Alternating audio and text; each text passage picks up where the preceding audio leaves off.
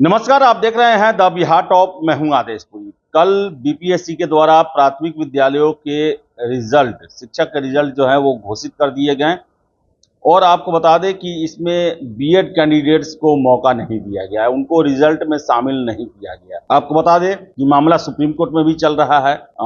कल सुनवाई होने वाली थी लेकिन वो एक्सटेंड हो गया, 30 अक्टूबर को सुनवाई होगी। तो देखा जाए तो आयोग की तरफ से स्टैंड लिया गया सुप्रीम कोर्ट के फैसले के अनुसार ही, क्योंकि सुप्रीम कोर्ट ने 11 अगस्त के अपने फैसले में साफ कर दिया था कि प्राथमिक विद्यालय में शिक्षक बनने के लिए डीएलएड या बीटीसी डिग्रीधारी ही योग्य हैं। इसके साथ साथ आपको हम बता दें कि 28 अगस्त को भी एक पिटीशन गया था जिसमें सुप्रीम कोर्ट ने ये निर्देश दिया था कि बिहार सरकार को भी अपनी बहालियों में 11 अक्टूबर के फैसले के अनुसार ही बहाली करनी चाहिए। और इसी का रेफरेंस देते हुए आयोग के द्वारा कल रिजल्ट जारी किया गया और इसके पीछे एक और तर्क दिया जा रहा है कि चूंकि एनसीटीई के द्वारा जो ब्रिज कोर्स का जो प्रावधान किया गया था उसे ही सुप्रीम कोर्ट ने रद्द कर दिया, तो ऐसे में बीएड कैंडिडेट्स को लेने का कोई मतलब नहीं था। इसके साथ साथ ब्रिज कोर्स जो ऐड किया गया था वो इसलिए ऐड किया गया था कि उस समय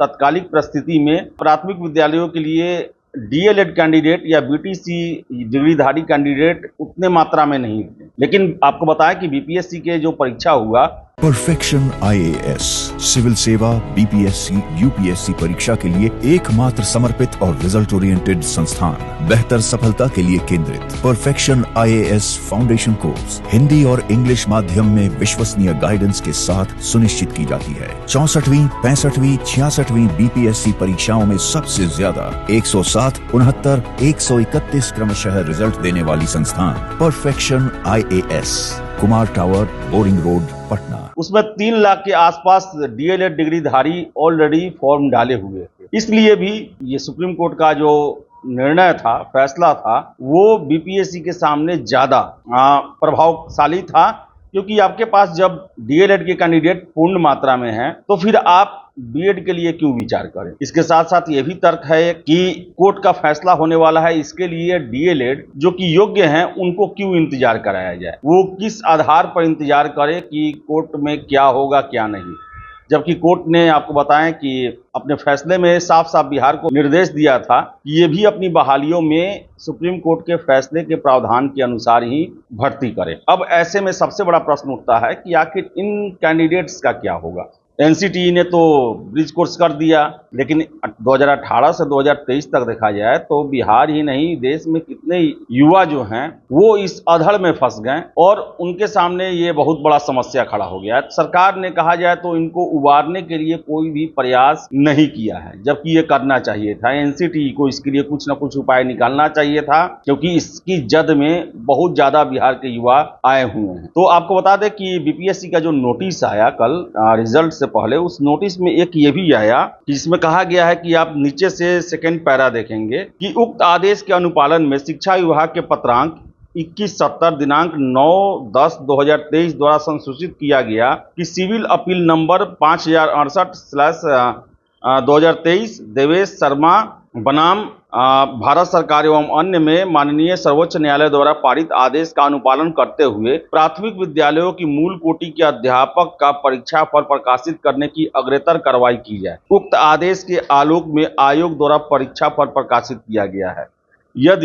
फिर भी यदि इससे संबंधित किसी अन्य मामले में माननीय सर्वोच्च न्यायालय या सक्षम न्यायालय द्वारा अन्यथा आदेश पारित होता है तो उसके फलाफल से परीक्षा फल प्रभावित होगा। ये अब क्या इसका मतलब है ये समझ में नहीं आ रहा है। परीक्षा का रिजल्ट जारी होने के बाद आगे अगर सर्वोच्च न्यायालय या किसी सक्षम न्यायालय का अगर फैसला आता है तो परीक्षा फल प्रभावित होगा। ये लाइन जो है कुछ समझ में नहीं आया और बहुत सारे कैंडिडेट भी कह रहे हैं कि आखिर इसका मतलब क्या हुआ। तो आशा करेंगे कि इस पर भी स्पष्टीकरण दिया जाएगा कि अगर फैसला आता है तो इस पर क्या होगा, कैसे क्या होगा। लेकिन आपको हम बता दें कि रिजल्ट जो है वो 62,000 कैंडिडेट का जारी कर दिया गया है। लगभग पूरा रिजल्ट जारी हुआ है। जो बचा हुआ सीट है उसके बारे में एक खबरें मिल रही हैं कि इसे अगले परीक्षा में ऐड कर दिया जाएगा। तो कहा जाए तो ले देकर यही जो बीएड वालों के लिए जो रहा, ये TRE-1 जो प्राथमिक विद्यालय में के लिए आवेदन किए थे उनके लिए बड़ा ही अफसोसजनक रहा। सब कुछ अच्छा चल रहा था, लेकिन बीच में परीक्षा से पहले ही